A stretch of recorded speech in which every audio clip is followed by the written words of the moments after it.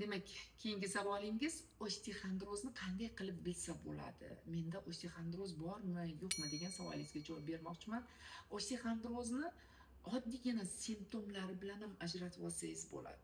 Osteoxondrozi bor insonni boshi tez-tez og'rib turadi. Oddiygina bo'yningizni qimirlatib ko'rsangiz ham qisirlashlar paydo bo'ladi. Osteoxondrozda ko'zni nuri ham pasaya boshlaydi. Xotira pasaya boshlaydi. Qo'l oyoqlarda uyushishlar paydo bo'ladi. Bu hammasi osteoxondrozni kelib chiqayotgan sabablari. Eng keraklisi quloqda shovqin paydo bo'ladi. Juda ko'plar qiynaladi.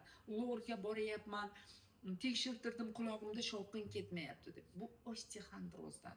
Osteoxondrozni to'liq bilmoqchi bo'lsangiz, demak tibbiyotda o'sha MRT, MSKT qilib bemalol tashlab bersangiz, bu haqda to'liq ma'lumotga ega bo'lasiz va davolanish jarayonlarini qilsa bo'ladi. Bu haqda yana ko'p ma'lumotlar osteoxondroz haqida Telegram gruppamda juda ko'p ma'lumotlar va vebinarlar berganman. Bundan foydalansangiz bo'ladi.